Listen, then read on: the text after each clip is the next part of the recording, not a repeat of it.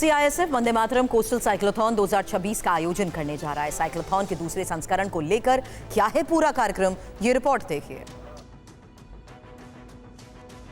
अपने परिश्रम और काबिलियत से नित नए वंदे मातरम कोस्टल साइक्लोथॉन 2026 का आयोजन 28 जनवरी से 12 फरवरी 2026 तक किया जाएगा। इस साइक्लोथॉन की थीम है सुरक्षित तट समृद्ध भारत। ये आयोजन वंदे मातरम के 150 वर्ष पूरे होने पर किया जा रहा है।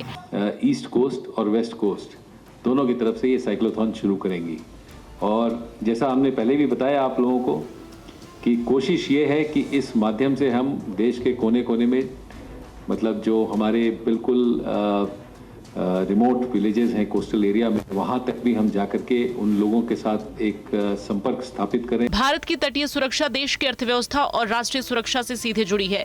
देश की लगभग 18% आबादी तटीय जिलों में रहती है। भारत का करीब 95% व्यापार मात्रा के हिसाब से और 70% व्यापार मूल्य के हिसाब से समुद्री मार्ग से होता है।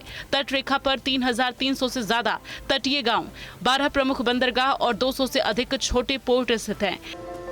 ऐसे में साइक्लोथॉन भारत के पूर्वी और पश्चिमी तटों पर स्थित 9 तटीय राज्यों से होकर गुजरेगा। इस दौरान लगभग 6500 किलोमीटर की दूरी तय करते हुए तटीय गांवों, युवाओं, मछुआरों और स्थानीय समुदायों से सीधा संवाद करेगा। साइक्लोथॉन एक ऐसा इनिशिएटिव है जिसके माध्यम से हम लोग इस ऑब्जेक्टिव को मीटअप कर पा रहे हैं।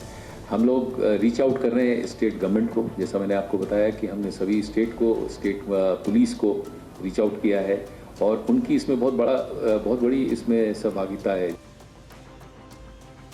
सीआईएसएफ के डीजी के मुताबिक जल्द ही बड़े पैमाने पर कोस्टल सिक्योरिटी के लिए बहाली होगी। TV9 भारतवर्ष के एक सवाल में डीजी प्रवीर रंजन ने ये बात कही।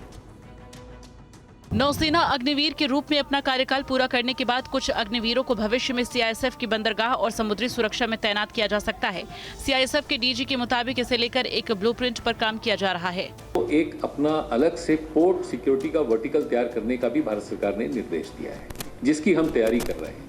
अभी हमें उम्मीद है कि बहुत जल्दी हमारी स्ट्रेंथ में बढ़ोतरी होगी और हमको कम से कम 10 से 12 हज़ार आदमियों की ज़रूरत है जो नए पोर्ट्स पे तैनाती करने के लिए, जिसके लिए भारत सरकार से हमको अपनी जो रिक्रूटमेंट के लिए और उनकी ट्रेनिंग के लिए अनुमति मिली है और जल्दी हम लोग इसको अगले कुछ सालों में हमारा एक एक्शन प्लान तैयार है जिस पे हम काम भी कर रहे हैं। तो आने वाले दिनों में हम थोड़ा सा ज़्यादा लड़के रिक्रूट भी करेंगे और उनको हम कोस्टल सिक्योरिटी के लिए हमने एक स्पेशलाइज्ड ट्रेनिंग की भी व्यवस्था की है। तो पोर्ट सिक्योरिटी को भी हम लोग उसी तर्ज पे खड़ा करेंगे जैसे हम एयरपोर्ट